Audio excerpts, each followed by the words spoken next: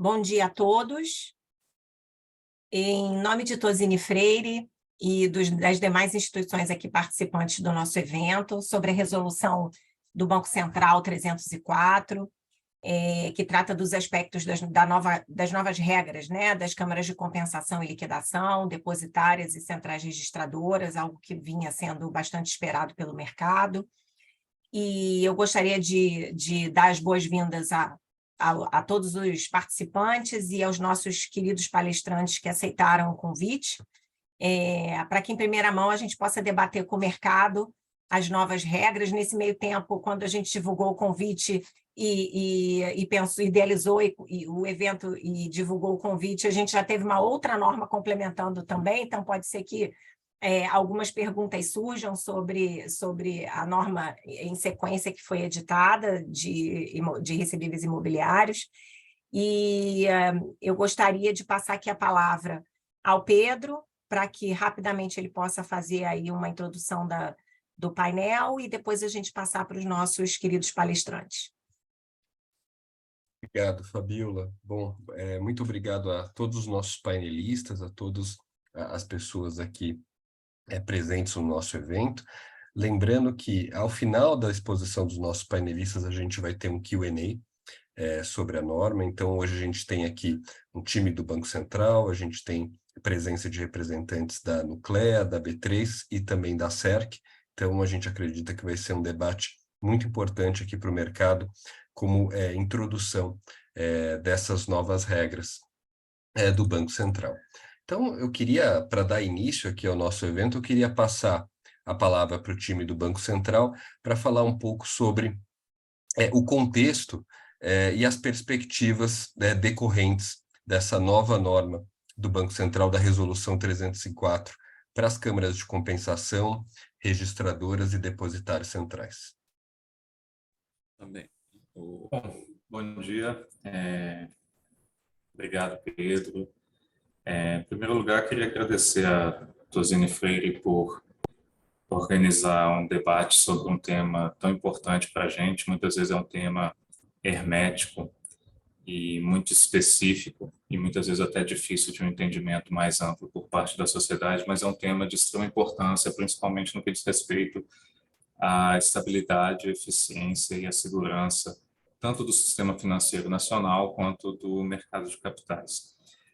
O Brasil tem sido referência no tema de sistema de pagamentos de uma forma geral nos últimos 20 anos e eu acho que a 304 agora ela é mais um passo nessa história.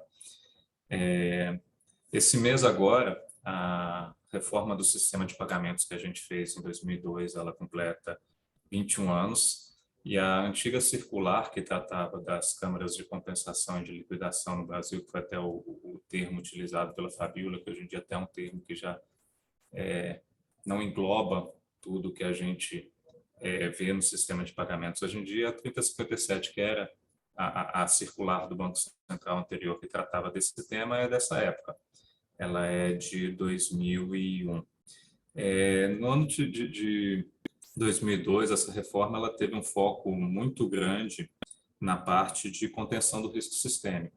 Então, se baseou basicamente em 3 pilares básicos. O primeiro é o estabelecimento de liquidação bruta em tempo real nas contas do Banco Central. Anteriormente a isso, a liquidação se dava de forma defasada, e muitas vezes até no caso de liquidação ou intervenção numa instituição financeira, o Banco Central se via no debate de se honrava uma posição devedora ou se tornava aquela posição e devolvia aquela exposição para o mercado com risco daquele problema individual se propagar para todo o sistema financeiro. Então, isso foi resolvido com a decretação de que todas as liquidações financeiras do Banco Central se dariam de forma bruta em tempo real. Além disso, não se permitiu mais a existência de saldo a descoberto nas contas do Banco Central, que era possível até então.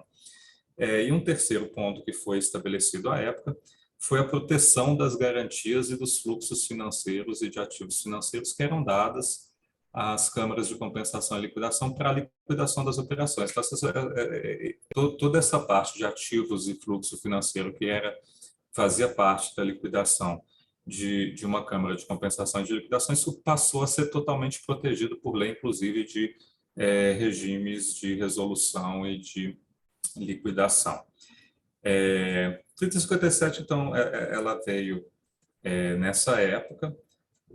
Desde essa época, o Banco Central e o Brasil, de uma forma geral, na verdade, não só o Banco Central, eu acho que é bem mais amplo, o sistema de pagamentos brasileiro, ele se encontra no estado da arte, no que diz respeito à segurança e eficiência do sistema de pagamentos. A gente passou a ser referência internacional, o Brasil passou a ser referência internacional e nunca deixou de ser desde então. A 3057 ela foi base para a gente fazer, para a gente acolher todas as evoluções internacionais que aconteceram nesses últimos anos, aí com destaque, eu acho que principalmente aos princípios para a infraestrutura do mercado financeiro, os PFMIs, feito em conjunto pelo PIS e pela IOSCO, e em conjunto com os PFMIs, a instituição de uma nova forma de infraestrutura que surgiu à época, que eram as registradoras, que no Brasil, de certa forma, isso já existia. De certa forma, acho que o mercado brasileiro foi até pioneiro na criação dessa figura de registradora, mas passou a ter um conceito bem mais específico depois disso. Nesse cenário, assim, a 304, do meu ponto de vista, em grande parte, ela é um instrumento mais de transparência e, de uma certa forma, de governança corporativa. Acho que a gente, ao longo do tempo, a gente soube, não só o Banco Central, mas o mercado como um todo e o sistema de pagamentos brasileiro como um todo, ele soube incorporar toda a evolução que foi realizada durante esse período. A 304, em grande parte, em grande medida, ela traz transparência para essa evolução que a gente incorporou ao longo do tempo, ela melhora a governança normativa, deixando isso de uma forma transparente e numa norma do Banco Central de uma forma mais clara. Do ponto de vista de aplicação, acho que boa parte do que a 304 ela requer de boa parte das instituições, obviamente que sempre vai ter alguma coisa adicional, mas eu acho que boa parte disso a gente já cobrava do mercado como um todo, ou o mercado já praticava como boas práticas. Então, assim, eu acho que a gente tem esse ganho de clareza agora e essa melhora na governança normativa, de certa forma, que isso é um processo contínuo. E até nesse sentido, a gente tem até uma discussão sobre um projeto de lei tratando de infraestrutura do mercado financeiro que visa, inclusive, a melhorar essa governança normativa. Por fim, acho que esse é um tema que, esse mercado, esse tema, ele é um tema atualmente em ebulição, muito forte. Eu acho que a dinâmica e as discussões acerca desse mercado hoje em dia é muito forte. Eu acho que, de novo, a 304 ela é um passo, acho que a gente tem passos adicionais. Eu acho que o mercado vem evoluindo de uma forma muito dinâmica, que vai forçar tanto o regulador quanto os próprios participantes a terem uma atenção muito grande e estarem muito atualizados nos desenvolvimentos do mercado. Acho que principalmente a utilização de plataformas distribuídas, DLTs, por infraestruturas e a potencial criação de uma moeda digital do Banco Central, a CBDCs, eu acho que tem potencialmente um impacto também de reorganizar essa indústria e gerar cada vez mais segurança e eficiência para o mercado. Assim, do ponto de vista do Banco Central, acho que a nossa perspectiva, como eu comentei, é continuar na crista da onda, no estado da arte em relação a esse mercado. Acho que a gente tem pessoas muito capacitadas para isso. Eu acho que o time que está aqui hoje demonstra isso. Eu acho que principalmente o Daniel e o Rafael que vão expor para vocês de uma forma mais específica. Os princípios são profissionais extremamente competentes e que vão conseguir acompanhar essa evolução ao longo do tempo. Então, assim, da minha parte, é só agradecer mais uma vez aí ao Tosini Freire por ter organizado esse evento. Passo a palavra, acho que para o Ângelo agora. Obrigado. Obrigado, Rogério. Bem, primeiro, novamente, aí, congratular e agradecer o convite pela Tosini Freire, a Fabíola, ao Pedro. Tentar também dar aqui uma breve introdução, sem ser repetitivo em relação ao que o Rogério falou. Eu sou o Ângelo Duarte, chefe do DECEM, que é um departamento responsável aí pela regulação de IMFs. O Rogério ele não se apresentou, mas eu vou fazer a apresentação dele. O chefe do DEBAN, que é responsável aí pela operação dos nossos sistemas de pagamentos, além de outras atribuições, e no braço regulatório, o responsável pelo risco financeiro das infraestruturas de mercado financeiro.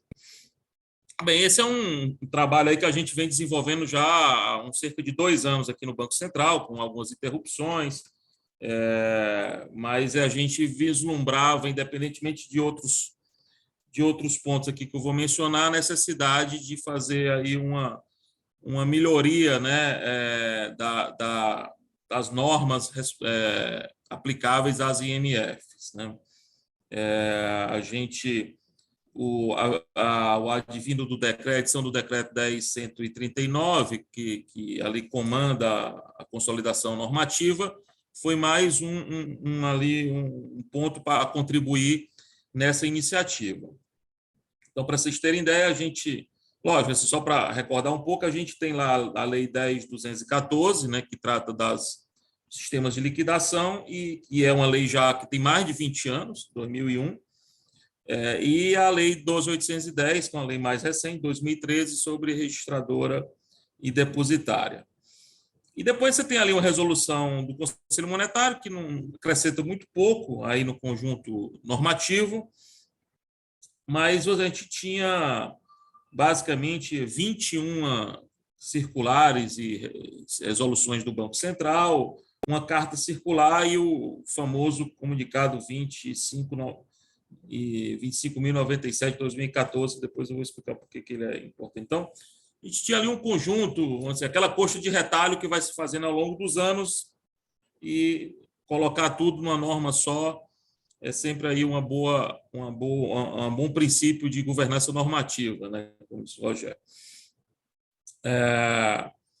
Depois a gente tem a questão dos PFMAs, né? O Brasil foi avaliado, a avaliação terminou em 2021, a avaliação, segundo nível de avaliação, que é uma avaliação que é feita, vamos dizer assim, em que os avaliadores olham as normas daquela jurisdição, né, e vão verificar se as normas asseguram o cumprimento dos princípios, né, refletem os princípios, né. Então, nós fomos considerados compliants, né, a avaliação demorou por conta até da pandemia, terminou em 2021. Até pouco tempo estava olhando ali, tem jurisdições importantes aí no mundo que não foram consideradas completamente compliants com as PFMAs, como a gente foi. Mas, como toda avaliação, sempre tem ali as recomendações, e recomendações com as quais o Banco Central concordou integralmente. A gente tinha, por conta dessa miríade de normas, né, e de diferentes momentos na história, uma linguagem ambígua, heterogênea entre as normas, desatualizada, né, ou seja, continua ainda um pouco desatualizado, porque, de alguma forma, você tem aquelas leis lá antigas e a gente não conseguiu mudar as leis até o momento. Então, mas dentro das nossas normas, da 304, né, que é a norma atual, a gente conseguiu atualizar bastante e tirar as ambiguidades, as lacunas, enfim, e ter um corpo homogêneo. Antes a gente tinha meio que 2 conjuntos normativos, um para registradora, outro para sistema de digitador e depositário, outro para sistema de liquidação. E agora, dentro do corpo normativo só, você diminui as assimetrias também entre os 2, que existem entre os 2 conjuntos. Tá? Além de que a gente tinha uma fragilidade aí jurídica com relação ao comunicado 25.097, que não tem a mesma força cogente que tem uma norma do Banco Central do Conselho Monetário Nacional. Então, com isso, a gente tirou o comunicado, ele foi, vamos dizer assim, incorporado na resolução 4952 e na 304. Tá?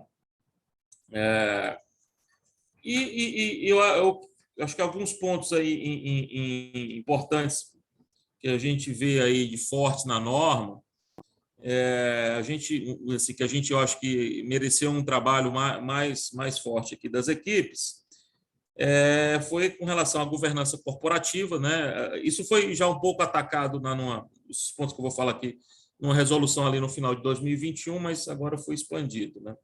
Governança corporativa, estrutura de gestão de riscos, controles internos, compliance, auditoria interna, auditoria independente, gestão de risco operacional, né?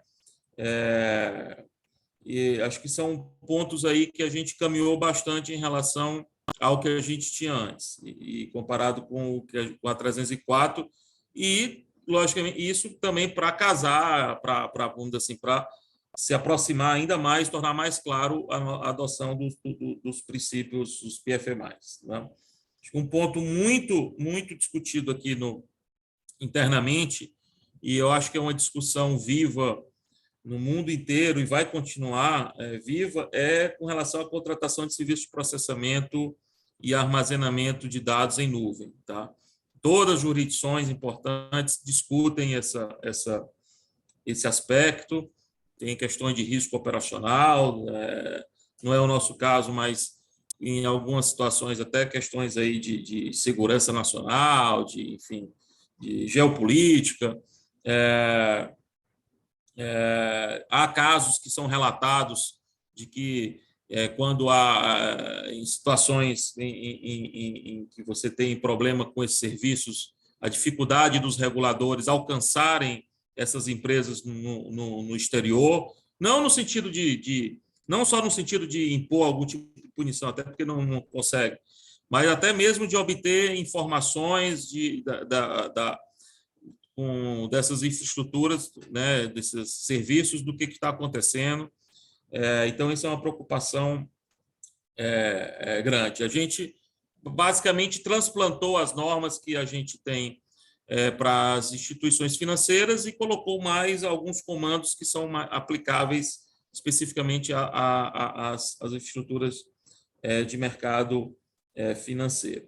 Eu acho que o Banco Central trabalhou muito nos últimos anos para aumentar aí a competição, o número de players, principalmente no mercado de registradoras depositárias, né? Isso acho que é saudável, mas é importante que a infraestrutura de mercado financeiro, por definição, é uma instituição que tem que ser overregulada, né? Ela está num nó ali ela tem um papel ali cêntrico, né? Ela é um nó dentro das operações do sistema financeiro, né?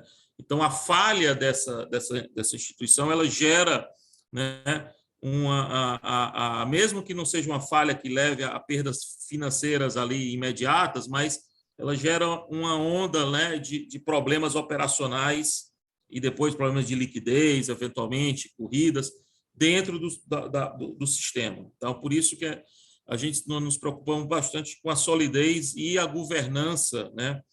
A solidez operacional, a solidez financeira e a governança dessas instituições e das infraestruturas, né? Então, não adianta o mercado crescer sem que esses princípios, sem que isso seja devidamente garantido. Então, acho que indo aqui um pouco para o futuro, que o Rogério já deu uma pincelada, a gente tem aí os desafios aí à frente. Um deles é atualizar o nosso arcabouço legal, né? Aquelas leis lá ficaram paradas no tempo, né? A gente conseguiu, eu diria que a gente conseguiu com essa 304 e ao máximo que a gente podia, dado as nossas restrições legais. A gente conseguiu o estado da arte da regulação com essa restrição das duas leis que nós temos, tá? E nós estamos buscando aí a todo momento a famosa lei da infraestrutura do mercado financeiro, né? O que eu acho assim, o que nos falta, o que a lei nos traz em relação ao que nós temos, o projeto de lei em relação ao que nós temos hoje? Acho que primeiro é a gente ter uma pegada, vamos dizer assim, uma competência maior sobre as entidades, né? É bom distinguir. Você tem a entidade operadora e você tem os sistemas, né? As leis lá atrás, elas davam bastante competência do Banco Central para os sistemas e menos competência para a entidade que opera os sistemas. A gente quer buscar uma maior competência com relação à entidade, como a semelhança que nós temos com as instituições financeiras, instituições de pagamento, né? Então, tem questões de governança corporativa, apesar dos aperfeiçoamentos da 304, questões de controle e participação, que a gente não tem competência como a gente tem nas instituições financeiras, instituições de pagamento. Tá? Tratamento do risco geral de negócio, tá? Também a gente quer buscar aí ter comandos legais mais atualizados e que dão maior poder aqui ao Banco Central e ao Conselho Monetário Nacional. A própria questão do patrimônio especial, que há bastante nebuloso o uso desse patrimônio. A própria autorização para pessoas jurídicas no exterior, estrangeiros participarem das nossas infraestruturas de mercado, tá? E também uma pegada maior, aí uma capacidade do Banco Central de supervisionar, né, esses prestadores de serviços relevantes, né? Hoje, a gente sabe que vamos dizer assim, é inevitável o uso desses prestadores de serviço, isso reduz muito os custos, traz bastante inovação, desenvolvimento para o setor, mas o nosso braço tem que chegar lá. Isso é aqui no Brasil e é no mundo todo, tá? A nossa regulação, como falou o Rogério, ela segue os princípios e segue também aí o que vem sendo praticado nas jurisdições aí mais avançadas. As preocupações, a gente lê os relatórios, são as mesmas que nós temos aqui. E, por fim, tem uma outra lei aqui, que é a Lei de Resolução Bancária, que apesar de ter esse nome, também traz aqui para o campo do Banco Central a nossa capacidade de fazer as resoluções das infraestruturas de mercado. Hoje nós temos um gap aí normativo com relação somente a ter um plano ali de recuperação das infraestruturas de mercado. Então, a gente não tem a mesma robustez normativa que a gente tem para as instituições financeiras. Tá? Falando agora um pouco ali de tecnologia, também já foi falado aí pelo Rogério, há uma discussão interna nossa e uma discussão também em várias jurisdições sobre o uso de ativos tokenizados, né? Como é que isso se conforma com as nossas normas, com os papéis que são hoje, vamos dizer assim, desempenhados pelas infraestruturas de mercado, a própria nomenclatura, né? A própria, vamos dizer assim, divisão de cada serviço ali que são prestados pelas diferentes infraestruturas. Então, esse é um desafio. A gente vem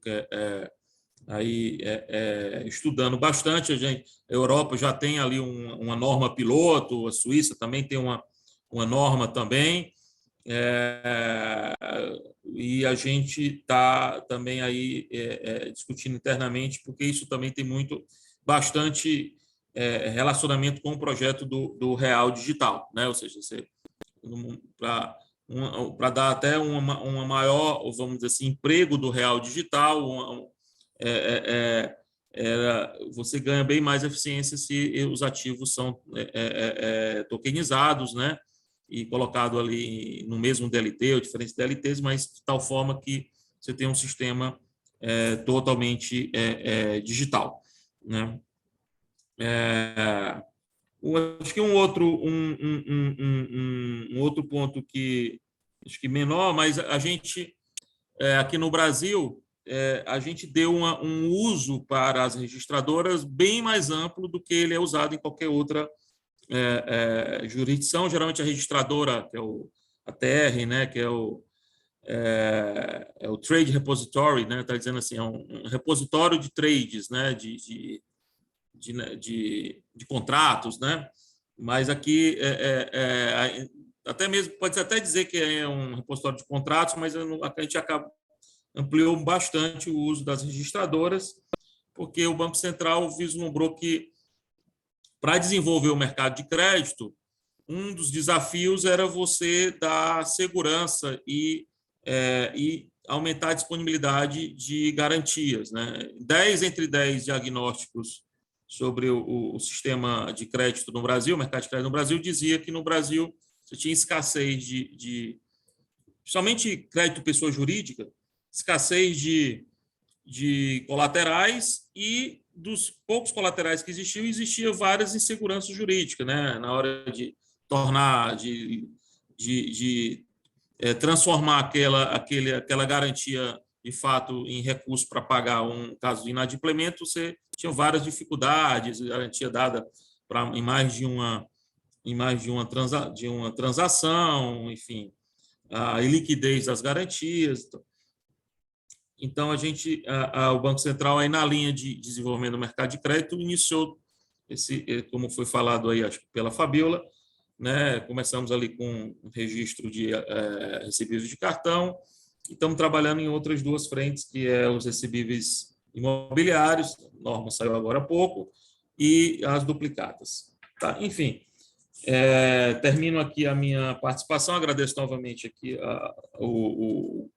a equipe do Tosini Freire, o Pedro, a Fabiola, e vou passar agora para o Rafael, é isso? Acho que para o Rafael Bianchini, ou para o Daniel Tavares. Para o Daniel Tavares, que vai adentrar aí nos meandros da 304. Obrigado a todos. Bom dia, pessoal. Eu vou compartilhar aqui com vocês uma apresentação. Eu e o Bianchini, vocês estão vendo? Eu e o Bianchini aqui vamos passar aqui rapidamente, tá? Apesar da norma ser relativamente extensa, né, pela estrutura da resolução, para deixar as coisas um pouco mais palpáveis aqui sobre o que a gente está falando, tá? Acho que nem todo mundo deve ter lido a norma inteira, então é interessante dar um overview aqui sobre o que ela contém, tá? Bom, então aqui falando do regulamento anexo, tá? Que está na 304, né? Tem uma parte introdutória, né? Que a gente fala do âmbito de aplicação, das definições e das autorizações. Tá? Em relação ao âmbito de aplicação, né? Como o próprio André já falou aí, né? A gente uniformiza, né? Dentro do possível, o tratamento dado aos diversos sistemas do mercado financeiro, né? As câmaras prestadores de serviço de compensação e liquidação e as depositárias registradoras. Tá? Enfim, unificando as circulares anteriores, né, que o Rogério também já comentou, a 357, que era de 2001, né, da reforma do SPV do começo do século, e a 3743, que tratava do sistema de registro de depósito. Tá? E a gente disciplina também os mandamentos aplicáveis à compra, e deixa claro que se aplica, né, a essa infraestrutura, né, já que ela é disciplinada por lei própria, né, pela 4595, tá? Então, a gente deixa isso aí bem claro. Em termos de definições, tá? A gente se inspirou, né, basicamente no glossário dos princípios, né, dos PFMI, do próprio CPMI, tá? Em definições do IBGC, tá? Entre outras, né? Mas também não foi nada muito fora do contexto que a gente já usa normalmente, que a gente já vê normalmente. Em relação às autorizações, aqui foram algumas mudanças, né? A gente aprimorou o processo de autorização das IMFs, né? Alinhando esse processo a outros processos de autorização do BC, né? De IF e de P dentro do possível, né? Já como o Ângelo falou, né? A gente não tem base legal para fazer exatamente da mesma maneira, tá? Mas dentro do possível a gente alinhou esse processo, tá? Em termos de definição de novos comandos, digamos assim, né? A gente está prevendo autorização, por exemplo, de exclusão de ativo, tá, do rol do que é registrado depositado, e também, por exemplo, 2 fases para alteração dos regulamentos. Tá? Então, a gente vai analisar propriamente a mudança da norma e também a implementação dessa mudança nos sistemas. Tá? Bom, aí no título 4 aqui a gente trata das instituições operadoras dos sistemas de mercado financeiro, tá? Enfim, conceito novo que a gente introduziu aqui na norma definido lá em cima, né? Enfim, e a gente trata aqui no começo aqui desse título, né, do risco legal, da governança corporativa e da estrutura de gestão de riscos, controles internos e compliance. Como a gente já falou também aqui no começo, né, foram basicamente transposições, digamos assim, dos princípios, tá? Do princípio 1, que é de base legal, do princípio 2 de governança e do princípio 3 de estrutura para gerenciamento de risco global. E também a gente trouxe, né, incorporou a resolução 174, né, que tratava de controles internos e auditoria independente, das MFs, que a gente já tinha publicado em 2021, e também se inspirou, né, em comandos da resolução 4968 do Conselho Monetário, né, que trata de controles internos para as instituições financeiras. Então, também, assim, está bem mais prescritivo, né, mas como a gente já comentou aqui também, com base nos princípios e normas de Fs e de Ps, né, que a gente trouxe no que era aplicável. Bom, o título 4 trata... Bom, continuando aqui no título 4, né, desculpa, aí tem mais capítulos aqui que falam do risco geral de negócio, tá, que a gente também trouxe basicamente o que está no princípio 15, tá, também dentro do possível, a gente não trouxe tudo porque não tem base legal, e é importante destacar aqui que a gente atualizou o patrimônio líquido mínimo, né, que as infraestruturas, que os sistemas, né, do mercado financeiro precisam ter para fazer o pedido aqui de autorização, né, e atualizou esses valores em relação com base na inflação passada desses últimos 21 anos, né. Tá, e a ideia aqui também, assim, foi deixar esses valores, digamos assim, mais próximos do que, de fato, as infraestruturas vão precisar para atender ao disposto no restante da norma, tá? Bom, risco de custódia de investimento, também a gente trouxe basicamente o que está do princípio 16, né, que é o de custódia de investimento também, e aperfeiçoando o que a gente já tinha nas normas anteriores, tá, mas bem com base no que está nos princípios. E em termos de risco operacional, também a base dos comandos que estão ali são o princípio 17, né, dos PFMI, as resoluções 4893 do Conselho Monetário e 85 do Banco Central, né, que tratam de segurança cibernética e dos requisitos para a contratação de serviço de processamento em nuvem, e também alguns outros documentos auxiliares do CPMI, do BAS, como esse aí dos princípios de exercício operacional. Tá? Então, a gente incorporou, deixou bem mais prescritivo, né, o que as infraestruturas têm que atender. Bom, finalizando aqui o título 4, né, a gente trata de eficiência e efetividade, também incorporando basicamente o que tem no princípio 21 dos PFMI.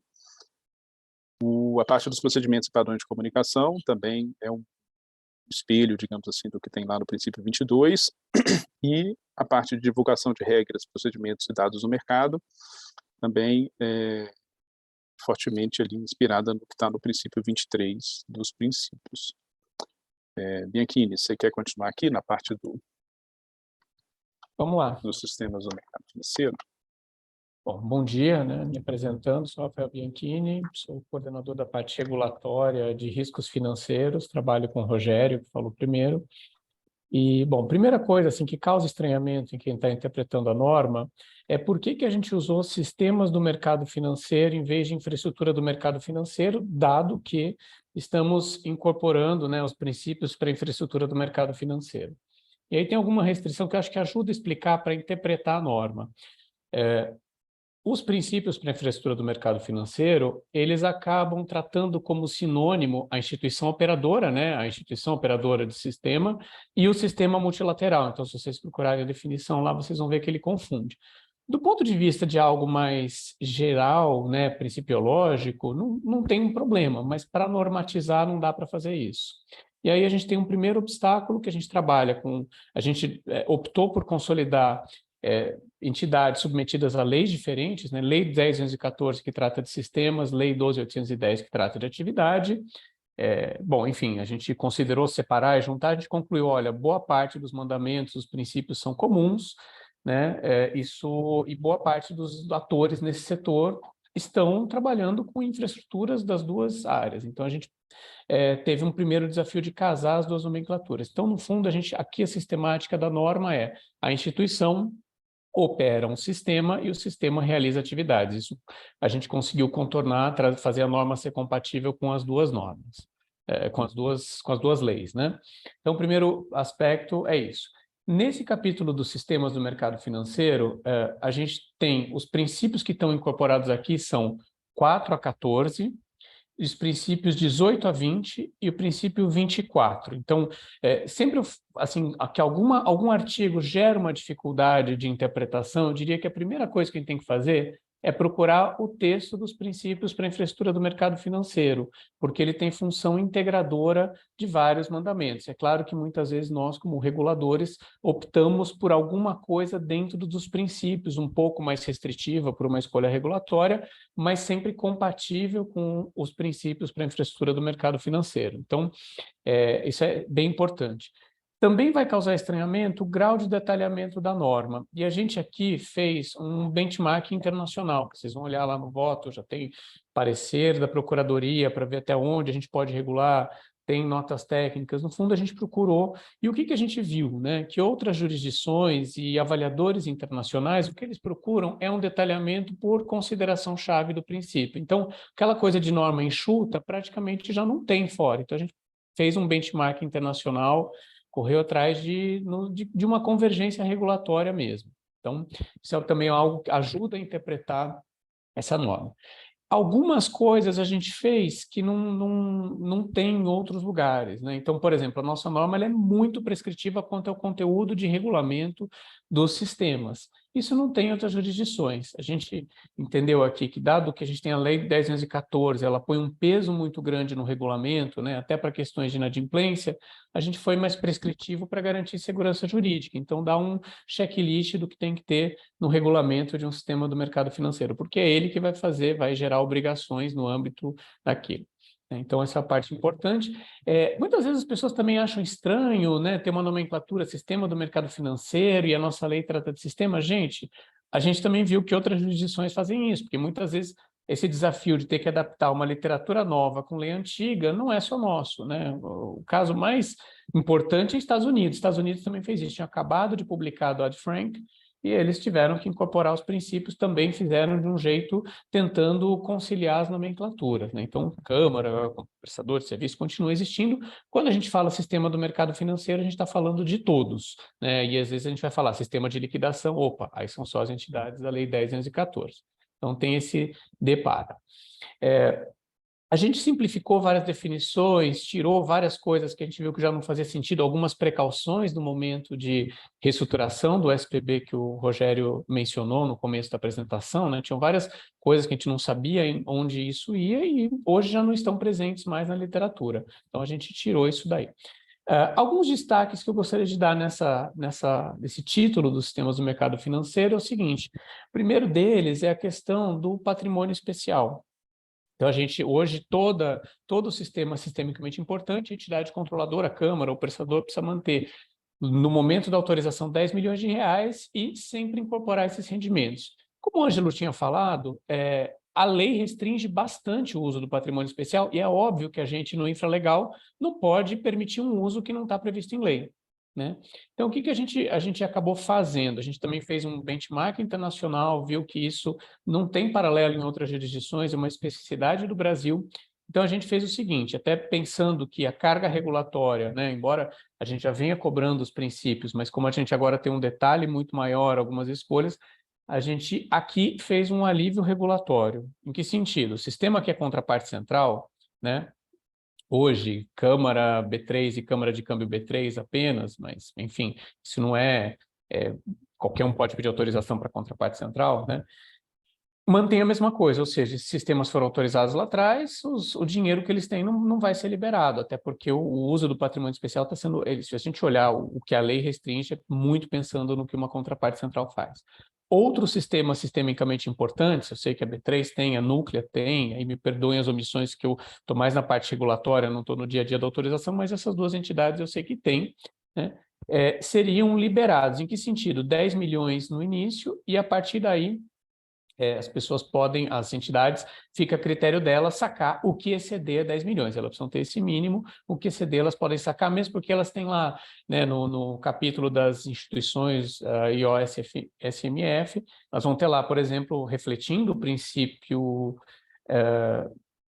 15, se eu não me engano, é 15 ou 16, mas acho que é 15, refletindo o princípio 15, elas vão ter que manter 6 meses de recursos, 6 meses de recursos com capital próprio para despesas operacionais recorrentes, ou seja, a gente tem exigências de recurso maior, então aqui a gente libera algo que não tem paralelo nos princípios, não tem paralelo em outras jurisdições, tá?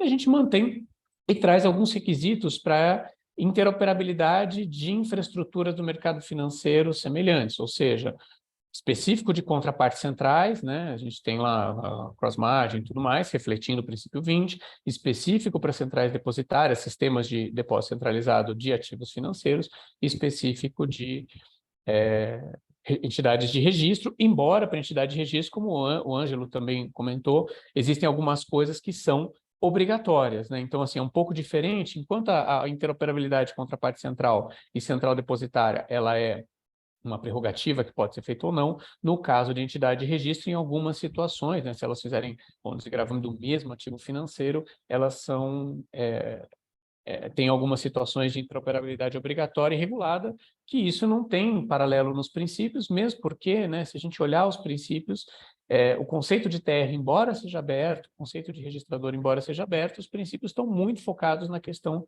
de derivativos. Ele tem carrega a crise de 2008. Então, a gente aqui, né, o Rogério tinha mencionado, a gente tem um histórico desde a CETIP, nos anos 80, de registro de ativos financeiros e valor imobiliário muito maior. Aliás, se fosse só para registrar valor derivativo, né, isso seria competência da CVM, não seria nem competência nossa, derivativo é valor mobiliário. Então, a gente tem, no momento que a lei nos confere competência para regular registradora de ativo financeiro, significa que a gente tem algo além do que foi pensado originalmente para os princípios para a infraestrutura do mercado financeiro.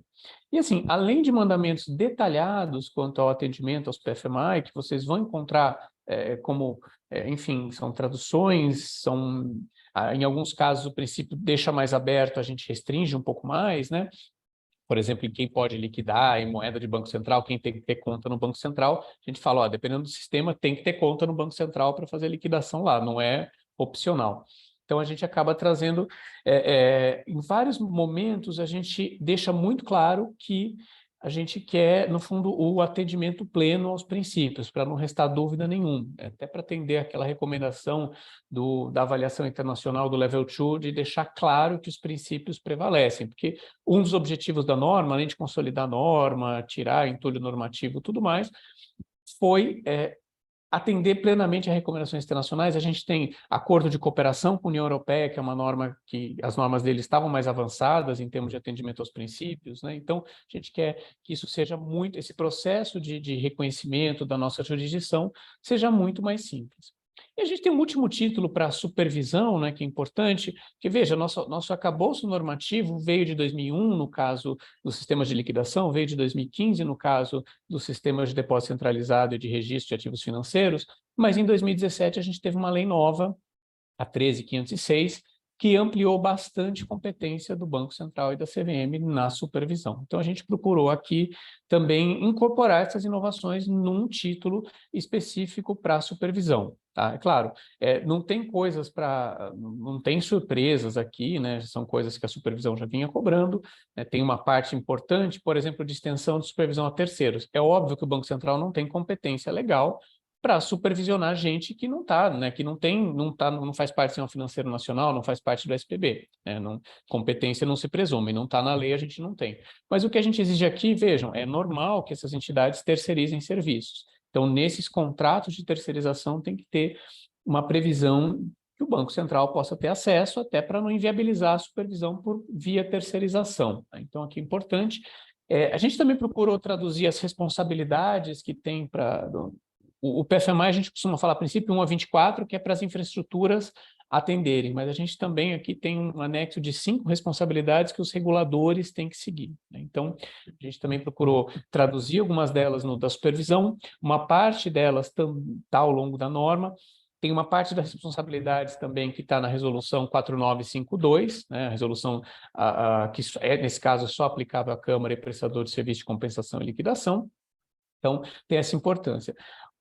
Por fim, para finalizar aqui, um outro desafio que a gente teve no âmbito dessa consolidação normativa foi o seguinte: outras áreas do Banco Central e a CVM, porque a CVM também tem competências concorrentes com a gente, né, para regular esse mundo, estavam consolidando suas normas. Então, frequentemente, a gente tinha que atualizar, né? Então, a gente também teve esse esforço, um diálogo muito grande com a CVM. Por exemplo, o requisito de liquidação por contraparte central, a gente harmonizou com o que a CVM já faz, até para evitar a arbitragem regulatória. Então, os dois órgãos entendem a mesma coisa para o que deve ser liquidado por uma contraparte central, né? Até para evitar. Então, a gente procurou harmonizar a nomenclatura tal, para dar clareza dessa norma para todo mundo. Claro que, ainda assim, né, embora a gente tenha cobrado os princípios há muitos anos, tem muita coisa que já deve agora ser formalizado, tudo mais, então a gente deu 1 ano para as infraestruturas se adaptarem. Na verdade, é 1 ano e 1 mês, porque ela entra em vigor a partir de maio, ou seja, foi publicado antes, mas para quem já está autorizado, elas têm 1 ano. Para os novos pedidos de autorização, aí já submetem a norma nova, até em respeito à segurança jurídica, a gente mudou algumas coisas, né, tem exigência maior de patrimônio, tem a questão do patrimônio especial que vai caber a cada instituição avaliar se quer liberar ou não, enfim, são situações que demandam um pouco de análise e não precisa, a gente deu um tempo a mais para essa adaptação em nome da segurança jurídica. Bom, eu encerro minha parte e passo a palavra para o Ricardo, do DCEM. Obrigado, Rafael. Vou tentar ser bastante breve, até porque nós, do Banco Central, já extrapolamos bastante o tempo. Bem interessante, né? Acho que o Rogério contextualizou bem. Nós estamos passado quase 21 anos da reestruturação do SPB, a gente tem muitos motivos a comemorar de termos um sistema de pagamento robusto e de vanguarda, né? E tudo isso se deve a uma base legal e infralegal bastante robusta para as infraestruturas, que a gente, digamos, com a publicação da Resolução 304, é mais um grande avanço, né? Pois várias dessas normas estavam dispersas e a gente tem aqui uma norma atualizada e consolidada, né?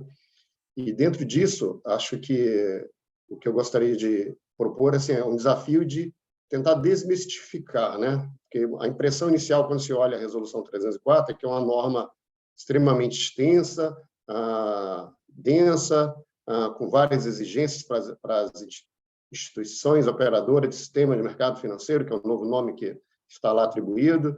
Mas, se a gente pegar os normativos que estavam vigentes, que foram consolidados, né? A resolução, a circular 3057, mais os princípios lá, os PFMAs, né, que o Banco Central já tinha publicado desde 2014, por meio de um comunicado de que o Banco Central aplicaria os princípios nas suas atividades de supervisão. Eu diria que nós temos aí quase que a integridade da norma, né? Então, não tem grandes ajustes aí a serem feitos pelas infraestruturas, né? São ajustes pontuais, mas agora está, como disse o Ângelo, como está em norma, nós temos aí bem mais robusto e muito mais preciso agora o trabalho de supervisão. Então, para isso, tem as instituições operadoras terão aí 1 ano para se adaptar, né, a partir de maio, que é quando a norma entra em vigor, mas a gente considera que todo mundo vai ter plena condição de atender ao que está previsto lá, até porque, repetindo, né, não há grandes inovações, né, se você considerar o somatório das regulações que já estavam vigentes, né? Então, assim, se você compara 3057, né, coloca no comparador de Word lá, 3057 e 304, a diferença é monstruosa. Mas quando você integra isso aí a uma visão mais holística, considerando também os princípios, perceberá-se que já as instituições operadoras já vinham sendo demandadas no atendimento de quase dos requisitos da 304 em quase toda a sua integridade. Isso aí, contamos aí com o apoio dos participantes desse mercado, né, para trabalhar no sentido de ter uma aderência plena aí do normativo ao longo do tempo, e o Banco Central estará à disposição lá para dirimir dúvidas ao longo do tempo e trabalhar em conjunto com a indústria para que a gente possa ter essa transição aí de forma suave e também bastante efetiva. Okay? Então, agradeço aí finalmente aí ao Tozinho Freire pelo convite ao Banco Central e encerro aqui nossa participação, podendo voltar aí caso tenham questões a serem debatidas no final. Obrigado. Nós é que agradecemos, Ricardo, a disponibilidade de vocês em poder participar conosco e trazer para o mercado essa visão do regulador quanto a esse assunto e trazer o mercado para mais perto de vocês. Então, a gente que agradece essa disponibilidade que é tão importante para a gente, para essa excelente troca, né? E agora a gente vai ouvir um pouco o time da CERC, né, sobre... A gente vai ouvir do Fernando o que a CERC espera agora de mudanças, oportunidades, sobre esse novo marco, esse novo momento da regulação que a gente está. O que vai trazer de oportunidade para vocês, Fernando? Bom dia a todos aqui, cumprimentar os colegas aqui do painel, os colegas do Banco Central, Pedrão, Zenaro, e primeiro agradecer aqui ao Tozini por me deixar participar aqui desse painel tão qualificado, parabenizar o Tozini pelo evento e parabenizar o Banco Central pela consolidação. Eu sou um usuário das normas do BC, um usuário bastante intenso e sempre tive dificuldade de localizar as referências cruzadas que a gente tinha, principalmente como registradora, quando algumas vezes as registradoras tinham que recorrer a 357, ainda que ela, em termos gerais, não diga respeito às registradoras, mas porque muitas referências da 3743 acabavam apontando para lá, e esse trabalho sempre foi bastante oneroso para a indústria, então acho que essa consolidação veio em uma ótima hora. E na perspectiva de negócio, eu acho que também estamos vivendo um processo de transformação no papel das IMFs, que eu separo em algumas dimensões. A primeira dimensão, eu acho que é o aumento do mercado endereçável das IMFs.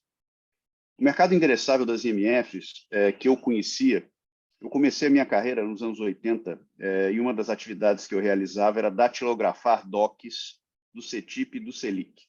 Tá? Então, datilografando DOCs, foi que eu descobri que existia um negócio chamado infra de mercado, nem sei se já tinha esse nome lá nos anos 80, mas eu tinha que mandar a via para a CETIP, para a contraparte, e também no caso do Selic, eu sou carioca, trabalhava no centro do Rio fazendo essa atividade, e você tinha um mercado endereçável ali para as IMFs, que era mais restrito aos instrumentos que nascem dentro do sistema financeiro. Títulos bancários, depois vieram os derivativos e outros instrumentos de mercado de capitais que foram sendo trazidos para o ambiente centralizado. O movimento recente do regulador foi no sentido de aumentar essa função social das registradoras, depositárias e sistemas de liquidação, cada vez mais cumprindo mais papéis para a sociedade, devolvendo maior benefício para os usuários. E um exemplo disso foi a centralização dos recebíveis de cartão, as duplicatas escriturais que estão em vias de serem aprimoradas a regulação, os recebíveis imobiliários regulados pela resolução BCB 308. Então, o mercado endereçável está aumentando. Só no caso de cartões, a gente trouxe para dentro do ecossistema de infraestruturas mais de 3 trilhões de reais. Então, nós estamos trazendo mercados do tamanho quase dos mercados que a gente já tinha, por exemplo, o mercado de títulos. Né? Estamos trazendo mercados desse tamanho, de trilhões de reais. Duplicatas é capaz de ser maior do que toda a indústria de fundos, por exemplo, que é uma indústria de quase 8 trilhões. Nós estamos trazendo mercados de dimensões realmente oceânicas para dentro do ecossistema das infras de mercado. Essa é uma primeira dimensão de negócio que eu acho que ela traz uma relevância do ponto de vista da introdução da Resolução 304. Mas, junto com isso, a gente muda o papel dessa infraestrutura de registro, que, como eu mencionei, eu datilografava os DOCs no final do expediente. Então, as operações eram registradas depois de serem realizadas. O pessoal da mesa de operações já estava em casa jantando com a família e o pessoal da retaguarda ainda estava datilografando o DOC. O que quer dizer que era um processo muito offline e muito fora da esteira da operação. E isso sofreu uma mudança estrutural nos últimos anos, nos anos recentes, em que o registro passou a ser parte da esteira, inclusive o registro acontecendo antes do desembolso da operação. Então, nós trouxemos o registro lá do fundo da cozinha, lá do final da esteira da operação, para a mesa. De modo que, por exemplo, em recebíveis de cartão, você boleta a operação de crédito praticamente no sistema de registro. até porque o desembolso do dinheiro para o cliente ele não acontece muitas vezes antes da confirmação de que o registro foi realizado. Essa mudança faz com que essas infraestruturas de mercado, que antes elas eram pós-trade, D+1, D+2, conciliação em 30 dias, tinham uma dinâmica bastante, vamos dizer, batch, bastante offline do processo operacional do mercado, principalmente falando aqui do mercado de crédito, elas passaram a fazer parte quase real-time das operações de crédito e do desembolso dessas operações. Então, isso já traz um primeiro desafio. Está muito relacionado aos temas de resiliência que o Banco Central trouxe até aqui, que é, se eu estou colocando alguém no caminho crítico da experiência do usuário, que é o cliente, que é a sociedade, eu preciso garantir a resiliência operacional, cibernética e financeira desse ente, mais ainda do que eu já tinha que garantir quando ele era simplesmente uma função pós-trade, quando ele era uma função de retaguarda, que tinha um papel muito mais de auxiliar a supervisão e não um papel tanto de fomento ou desenvolvimento do mercado de crédito. Então, olhando para dentro das infras de mercado, eu acho que faz todo sentido, vamos chamar aqui de uma subida de barra, e muitas vezes eu vi comentários destacando muito mais a subida de barra do ponto de vista do aumento dos requisitos de capital para o exercício dessa atividade, mas, no meu ponto de vista, esse não é o ponto. O ponto é que o nível de resiliência que está sendo exigido e o que é necessário, dada essa função quase que sistemicamente importante para todos os sistemas, na medida em que eles afetam a experiência do usuário, você precisa, de fato, exigir muito mais da governança corporativa dessas organizações, né, e da governança de tecnologia dessas organizações, de modo que operar uma infra de mercado não é barato. Não é barato. Então, não é nem a questão do capital, é muito mais a questão de que esses negócios têm que ter uma escala, têm que ter uma relevância do ponto de vista econômico, para que, de fato, eles sejam sustentáveis e eles possam suportar todo esse custo de observância que é exigido das infraestruturas de mercado, de novo, e tem que ser exigido porque elas desempenham um papel de infraestrutura, né? E eu dou sempre um exemplo que não é muito agradável, que é saneamento, né? Se você não tiver saneamento, se o esgoto dá problema na sua rua, né, você tem consequências muito graves para o bem-estar de toda a sociedade. Isso vale também para as infraestruturas de mercado. Se você tem problema em rodovia, energia, saneamento, etc., o mesmo vale para o nosso contexto aqui. Quer dizer, não pode falhar, porque o impacto para a sociedade se torna cada vez maior. Isso olhando só para dentro, ou seja, se você estivesse considerando uma infraestrutura de forma isolada, considerado ainda o aumento do mercado endereçável. Mas há uma segunda dimensão que surge com a competição entre infraestruturas de mercado, né? Eu fui também criado durante 40, 50 anos num mercado que tinha sempre um provedor, né? Eu fui corretor, então eu tinha uma bolsa. Eu cheguei a ter mais de uma bolsa, mas o Narras quebrou a Bolsa do Rio, e aí depois que o Narras quebrou a Bolsa do Rio, eu me mudei para São Paulo. Então, Zenaro, o fato de eu estar em São Paulo é culpa lá do Narras, lá do final dos anos 80, e eu vim para São Paulo e me tornei um corretor de Bovespa, um corretor de BMF. Então, a gente estava muito tempo habituado a ter um provedor, certo? E aí tem todos os prós e contras de ter um único provedor, né? E quando você traz mais provedores, surge a necessidade de você ter interconexão, de você ter interoperabilidade, que são termos que são reforçados e ampliados no âmbito da 304. E aí você passa a fazer com que cada infraestrutura se torne o ponto de falha da outra. O principal impacto de você conectar sistemas é que os sistemas passam a ter dependências entre si, de modo que é quase como se uma infraestrutura se tornasse o provedor de serviço crítico da outra, porque a SERC não vai funcionar se a outra infraestrutura não funcionar bem, porque muitas vezes o financiador está na infraestrutura A e o ativo está na infraestrutura B. Então, após aumentar o mercado endereçável, o Banco Central está fazendo um trabalho de viabilizar a coexistência de infraestrutura de mercado, e aí a importância da resiliência ela é ainda maior, mesmo para sistemas que antes não eram considerados sistemicamente importantes, porque você, tendo falha de uma infraestrutura, pode impactar todas elas.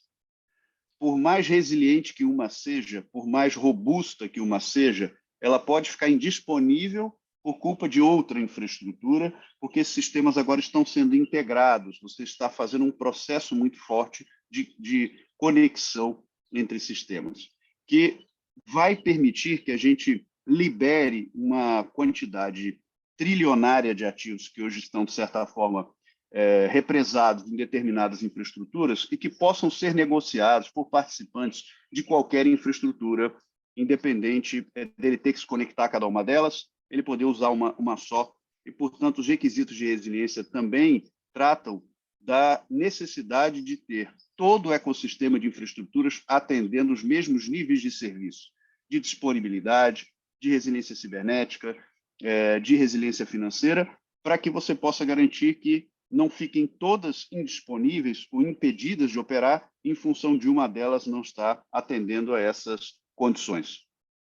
E, portanto, esse tema da interconexão, o tema da interoperabilidade, que ele é essencial, ele é fundamental para o desenvolvimento de um ambiente competitivo nas infraestruturas, explica também as razões pelas quais a 304 ela vem em boa hora, né, exigindo das infraestruturas de uma maneira talvez mais prescritiva aspectos de governança que eram, sim, recomendações e boas práticas, e a maior parte delas já adotava essas práticas, mas que agora tem uma determinação mais prescritiva sobre a aplicação desses princípios. Tá? Então, nosso ponto de vista, estamos em processo de ter uma maior disponibilidade de todos os ativos do ecossistema para qualquer participante.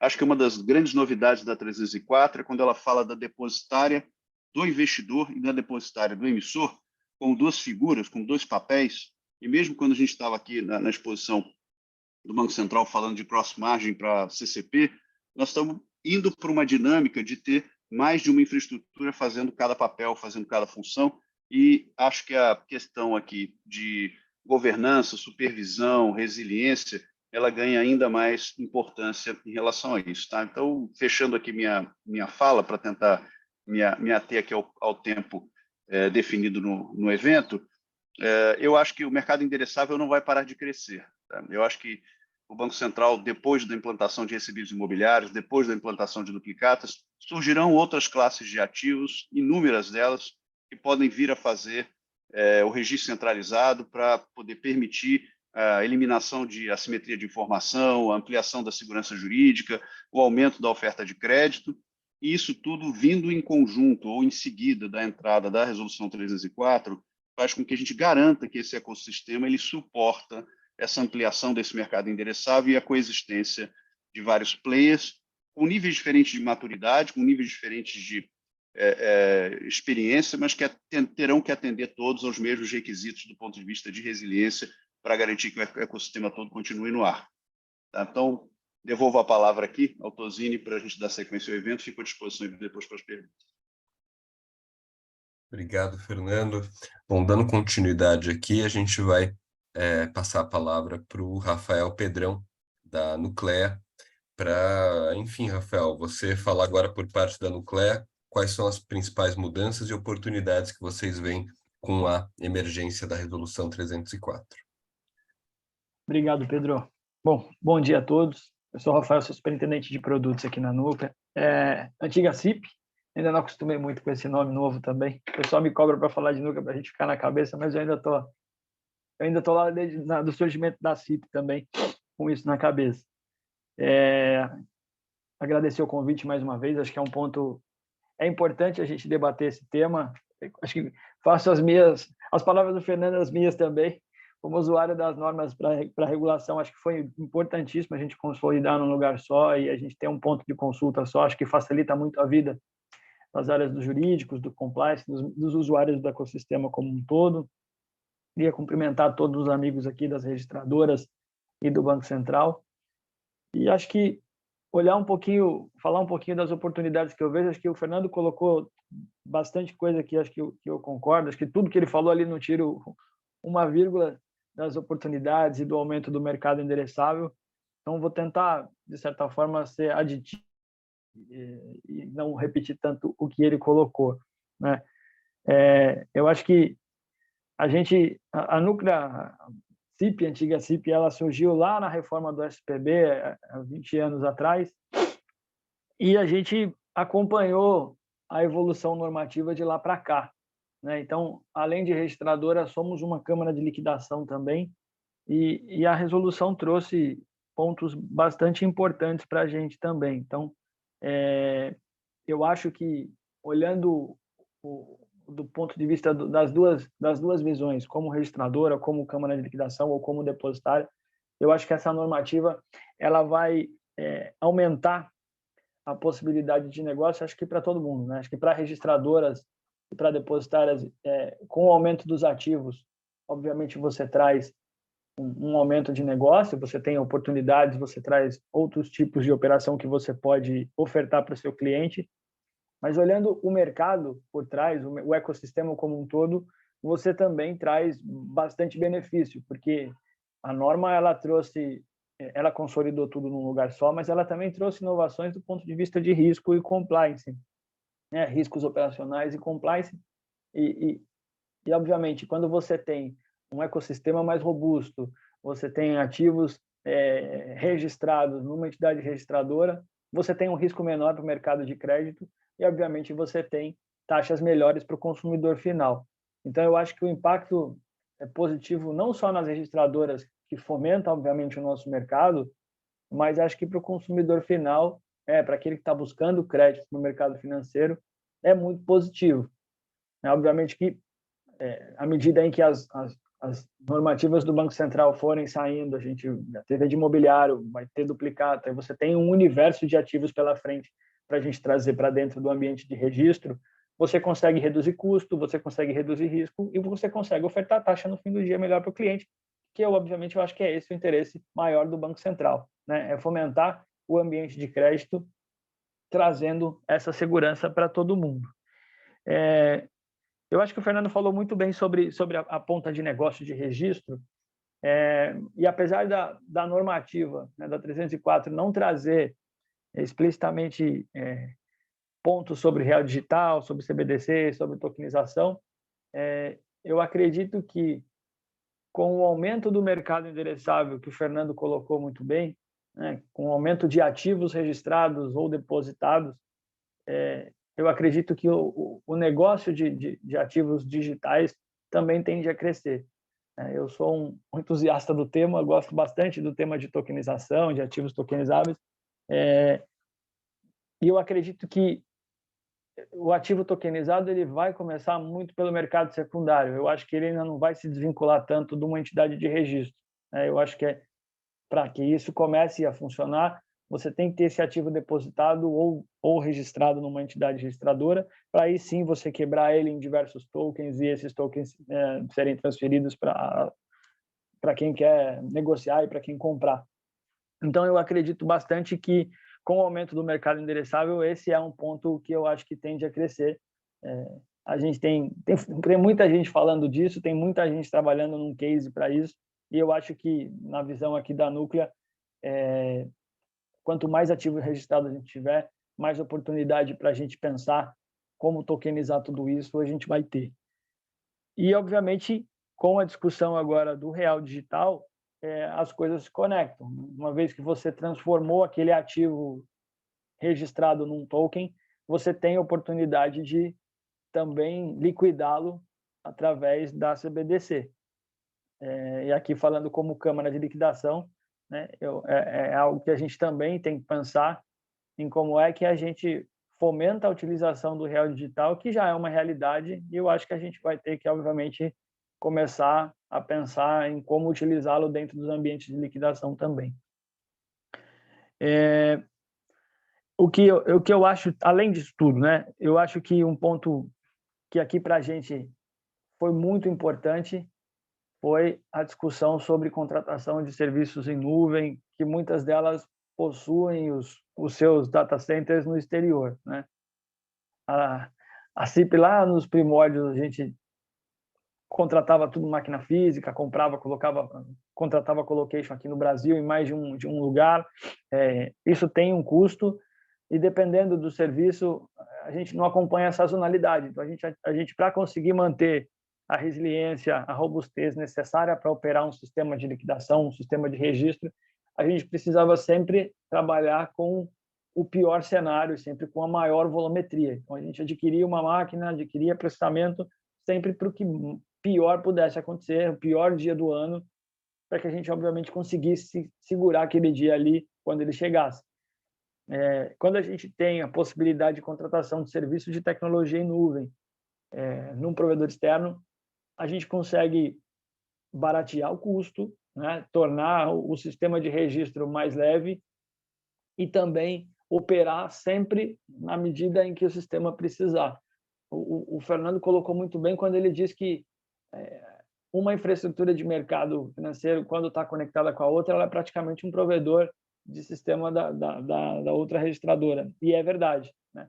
Então, quando a gente consegue ter esses sistemas muito bem equalizados, todo o ecossistema ganha, né? Como ele falou, eu não funciono se eles não funcionarem e vice-versa, né? Então, a oportunidade de você conseguir modernizar esse ambiente, buscar um fornecedor externo com um custo menor, mas com uma escalabilidade mais rápida e melhor, eu acho que isso traz ganhos assim incalculáveis para o ecossistema. A gente tem bastante dificuldade de discutir parte de contrato com eles, porque a supervisão precisa ter acesso quando precisar.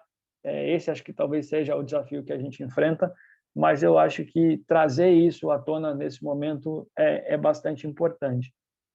A gente tinha bastante dificuldade aqui para poder operar com sistemas em nuvem aqui, e acho que essa discussão e essa normatização, vamos chamar assim, foi bastante importante.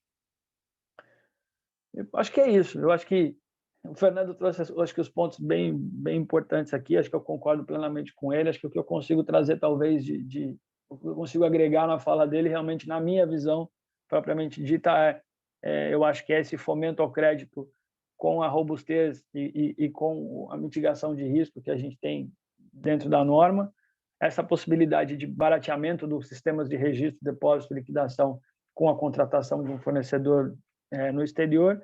E acho que, na minha visão aqui, acho que o grande negócio que a gente vai discutir nos próximos anos é a tokenização e utilização do real digital dentro desse ecossistema. Eu acho que isso é um tema que a gente não vai conseguir fugir, e eu acho que quem não se adequar não vai fazer parte desse mercado nos próximos anos. Queria agradecer mais uma vez o Pedro aqui e a todos os amigos que estão aqui na mesa, que também fico à disposição para qualquer pergunta. Obrigada, Pedrão.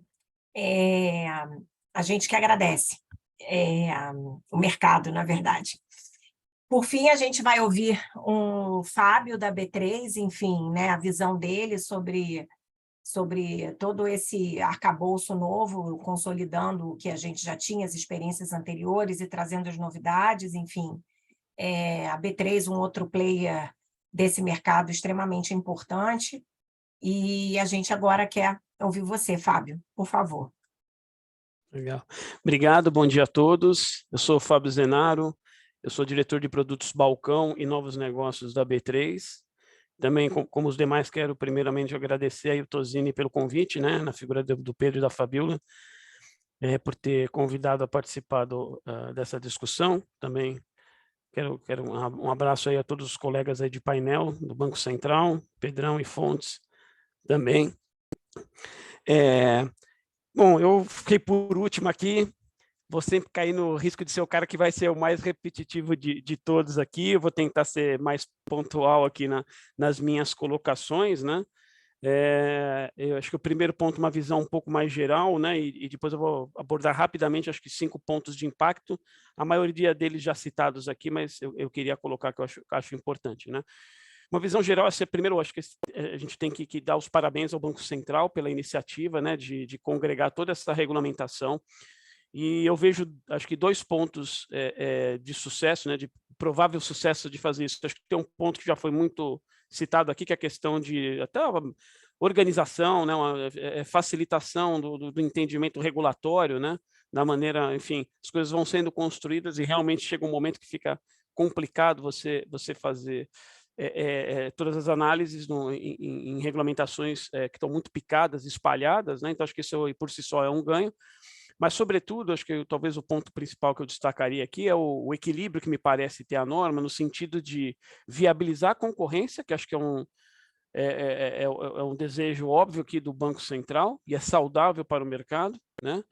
Mas, ao mesmo tempo, colocar regras, né, robustez nas exigências que estão sendo colocadas para os participantes, né?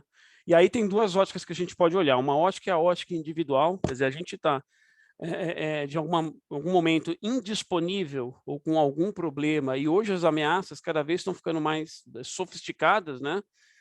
A gente percebe, por exemplo, em casos de bolsa, a gente tem notícias de bolsas que pararam de operar, né, por determinados tempos, por problemas, né, de violação de seus sistemas, etc. Então, isso aqui traz traz um efeito muito ruim para o mercado, né?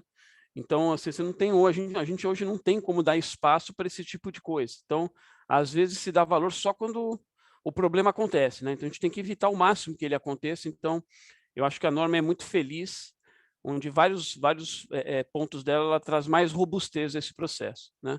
E acho que um ponto que eu também ia colocar, que o Fernando acabou antecipando aqui, é que a gente, assim, hoje tem que levar em consideração, principalmente aqui no caso das registradoras e também de depositárias, isso vale aqui para os ativos financeiros e também vale para valores imobiliários, a gente hoje está interconectado, né? Então, muitas vezes, a falha de um desses players inviabiliza o negócio de uma maneira geral. Então, não dá para você falar assim, não, então você simplesmente migra de uma registradora para outra, né? Então, além da complexidade de fazer isso, você não faz isso de maneira muito fácil, né?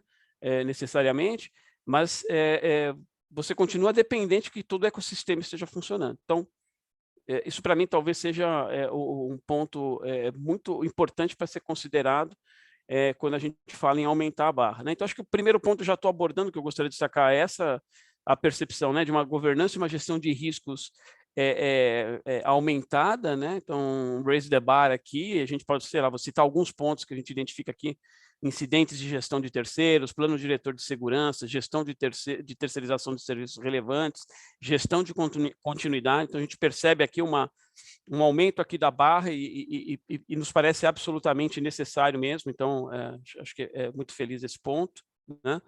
Eu acho que tem um segundo ponto que já foi falado, que está inserido nessa norma, que é a adoção dos princípios do PFMI, né? Acho super importante. No nosso caso aqui da B3, obviamente a gente está analisando aqui eventualmente de necessidade de algumas adaptações internas, etc.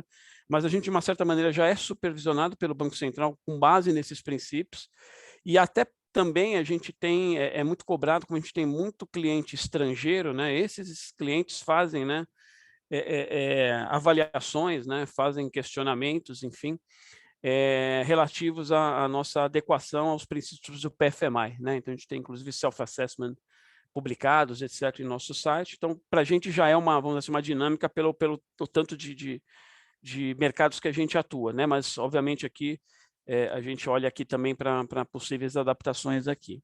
O terceiro ponto é um ponto muito específico, esse aqui ninguém citou, hein? Esse aqui eu vou colocar um negócio bem específico, mas eu acho relevante citar aqui, que é a questão especificamente de agora não poder mais uma instituição bancária não poder mais utilizar carta de fiança de banco como depósito de margem de garantia para as suas operações, tá? Então, isso aqui é uma coisa nova, tem um período de adaptação, e eu coloco que ela é relevante porque a gente tem um volume razoável aqui de cartas de fiança nessa condição, né? Então, sempre falando aqui em posições proprietárias, deixar claro, né? Não é que você não pode mais usar carta de fiança, o banco não pode, para as posições proprietárias, utilizar a carta de fiança de outras instituições financeiras, né? Então, aqui tem acho que é um ponto que eu também destacaria aqui, que é bem específico nosso, então, obviamente que não, por isso que não foi citado, mas acho que a gente está olhando com cuidado. É uma adaptação normal do mercado, vai ter uma troca aqui, mas como o volume é relevante, achei interessante destacar isso, né? Por fim, eu tenho mais 2 pontos bem rápidos. Acho que a questão de autorizações, que foi citada aqui, acho que esse é um ponto importante. A gente percebe uma dificuldade até que, com o surgimento de novas registradoras, né? Novas depositárias de ativos financeiros também, né? Que estão em processo de aprovação, novos ativos, etc. Então, há uma dificuldade, inclusive, como é que a gente, quando submete a aprovação, até para gerenciamento do próprio Banco Central, do aprovador, desse processo, como fazer esse processo. E, de fato, a gente aqui, como atua em vários mercados, a gente percebe que existe uma diferença, né, de sensibilidade nessas aprovações. Então, a ideia de se ter, né, um tratamento diferenciado, né, com processo de autorização, seja uma análise de proposta, né, ou um segundo passo, que é a análise da implementação de proposta, parece fazer todo sentido. ainda falta uma instrução, né, complementar, né, para especificar melhor esse ponto, mas nos parece fazer absolutamente sentido ter uma separação de casos que são mais simples, tratados de maneira mais simples e, consequente, mais rápida, e casos mais sofisticados, né, uma exigência maior, um cuidado maior, passar por um processo um pouco mais robusto. Então, acho que esse processo de autorização que a gente sente na pele aqui, né, também, no dia a dia, acho que é super positivo também, tá? E, por fim, também citar, acho que um ponto que foi colocado pelos demais colegas aqui, pelo Banco Central, que eu achei super positivo, que é a previsão, né, de contratação de serviços em nuvem, né, prestado no exterior, obviamente com observação, né, de determinados requisitos mínimos para isso ser feito, mas a gente também acha muito positivo, porque também a gente busca, né, seja em qualidade de serviço ou em otimização de custos, alternativas que a gente tem. Então, ter essa possibilidade para a gente também é uma coisa muito importante, tá? Então, tentando aqui fazer um resumo óbvio, esses aqui seriam os pontos que eu gostaria de destacar, e com isso eu devolvo a bola aí para a Fabíola ou para o Pedro para a continuidade aí do nosso webinar. Obrigado, Fábio. Bom, em nome do Tosini Freire, eu gostaria de agradecer aqui todos os nossos painelistas. Eu acho que, pelo menos até onde eu tenho conhecimento, acho que esse evento é único para abordar esses aspectos da Resolução 304, então certamente isso vai ser de uma importância enorme, sobretudo pelos novos projetos do Banco Central de trazer novos ativos para o ecossistema de infraestruturas do mercado financeiro. A gente tem agora a Resolução 308 já trazendo ativos imobiliários, a gente tem a expectativa de implementação de duplicatas e, como vocês mencionaram, outros ativos que provavelmente vão ir para esse âmbito. Então, de fato, a gente, como eu mencionei, esse evento está sendo gravado, além das pessoas que estão aqui hoje, esse evento depois vai poder ser acompanhado por eventuais interessados no futuro. A gente recebeu algumas perguntas aqui, mas a gente vai se limitar a 2 perguntas pelo tempo. Obviamente que a gente poderia se estender muito aqui nesse evento e certamente a gente vai ter oportunidade, já fica aqui o nosso convite a vocês todos, para futuros eventos relacionados ao tema. A gente vai ter ativos imobiliários e outros desdobramentos desse assunto, mas hoje a gente vai se limitar a 2 perguntas por questão da nossa restrição de tempo. Infelizmente, uma delas que eu vou fazer aqui, ela inclusive já foi respondida no chat pelo time do Banco Central, mas eu vou fazer para ficar registrado para aquelas pessoas que vejam a nossa gravação posteriormente, porque eu acho uma pergunta bastante importante e que a gente acabou recebendo várias dúvidas relacionadas a isso. E essa pergunta eu vou direcionar para o Daniel Castro e para o Rafael Bianchini, que responderam aqui no chat, mas para que eles possam falar aqui para deixar registrado. Quais os principais impactos esperados para as instituições financeiras clientes das IMFs em função da Resolução 304? Eu posso começar falando aqui, o Bianchini complementa, né? Como a gente colocou aí, assim, não esperamos que os participantes das IMFs tenham que fazer ajustes consideráveis em função dessa nova norma, tá? Assim, as IMFs, especificamente, elas vão precisar, claro, mudar regulamento, né? Eventualmente mudar algum sistema, mas também para as próprias IMFs a gente acha que também deve ser alguma coisa pontual. Como a gente já comentou, a supervisão já cobrava, né? A autorização também já cobrava grande parte do que, se não tudo, né? Pelo menos grande parte do que está aí na norma, e a gente está basicamente sendo mais prescritivo, né, em relação ao que as IMFs têm que fazer. Mas, enfim, em relação aos participantes, o impacto esperado não é considerável, mesmo porque essas instituições participantes das IMFs, né, já são reguladas pelo Banco Central e já são sujeitas a normas semelhantes. Como a gente mostrou aí, grande parte do que a gente colocou na norma, né, foi inspirado em normas que se aplicam a instituições financeiras e a instituições de pagamento. Então, elas também já têm que atender, né, ao que está sendo proposto aí para as IMFs. Né? Como o Fernando falou, né, a ideia é que toda a cadeia, digamos assim, né, atenda aos mesmos requisitos, né, para que o sistema, para os ecossistemas como um todo, né, eles sejam mais seguros, mais eficientes, né, estejam mais bem preparados aí para atender ao que os usuários precisam. Henrique, se quiser complementar. Eu acho que do nosso ponto de vista, assim, bom, primeira coisa que eu não estava na minha resposta, então eu prefiro assim, muitas vezes a instituição financeira não é participante de infraestrutura do mercado financeiro, né? Então elas são liquidantes e tudo mais, a gente traz uma série de requisitos. Então, nesse caso, se os contratos não estiverem prevendo aqueles requisitos que a gente coloca, haveria uma adaptação não enquanto participante, quem deveria fazer são as infraestruturas, então, né, elas concedem créditos, são liquidantes, enfim, uma série de funções, não enquanto participantes, mas eventualmente teria que ter uma adaptação nos contratos.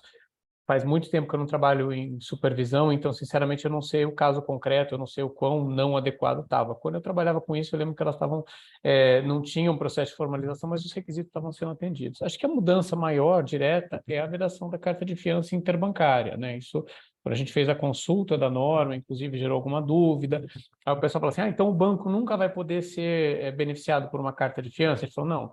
Se fosse isso, a gente teria proibido, porque um banco, assim, é muito difícil ele não estar na cadeia de responsabilidade, mas aí ela é emitida diretamente de um banco para o outro. Está gerando algumas dúvidas, a B3 fez uma consulta formal para a gente, para a técnica, vai ser respondida em breve, mas assim, a gente já fala, a primeira coisa é quanto ao prazo de transição, né? Então tem até o final de abril, começo de maio do ano que vem para se adaptar, ou seja, aquelas cartas que já estão aceitas, a critério da B3. Eu falo B3 aqui no caso porque ela é a única que aceita, é a única que tem contraparte central, né? Obviamente outros não teria, mas nesse caso tem um nome específico de quem está sendo submetido a isso. Então, assim, aquelas cartas que já estão lá, tem data de vencimento até lá, essas podem continuar até sua data de vencimento normalmente, até exatamente por isso. Agora, isso eu falo, isso é a norma, mas se a B3 por alguma razão resolver que fala assim, não quero, aí é uma decisão da B3, a gente não cabe a gente, enfim, a B3 tem até o último dia, então se ela quiser, fica a critério dela essa aceitação, mas o impacto maior mesmo é para as infraestruturas e muito no sentido de formalizar coisas, então, por exemplo, tem alguns requisitos para liquidação de moeda no exterior, né? No caso, a B3 é o único que faz também, B3 não tem conta no FED e não tem, enfim. E aí a questão faz por banco liquidante, o que é relativamente normal, não é exclusividade do Brasil, é normal entre as jurisdições. A norma traz alguns requisitos. Novamente, não estou na área de supervisão, não sei o quanto aquilo está sendo cumprido, mas eventualmente algum ajuste nos contratos da B3 com esses bancos liquidantes seria necessário. Mas, novamente, aí eu estou falando o caso bem em tese mesmo, né? Então não tem, mas o impacto maior mesmo é para as infraestruturas. Na verdade, a outra pergunta que nós tínhamos, o Rafael acabou endereçando e respondendo, que era justamente sobre a questão desse período de transição, né, e da vigência dos contratos de garantia que estavam postos. E a pergunta era justamente sobre isso, se haveria algum período de transição e se os contratos que estavam em vigor, se eles poderiam ser carregados até o vencimento, enfim. Então, acho que, Rafael, você já respondeu a pergunta e já conseguiu abranger. Pedro, deixo para você fazer o encerramento, eu também queria agradecer novamente e deixo para o Pedro agora encerrar.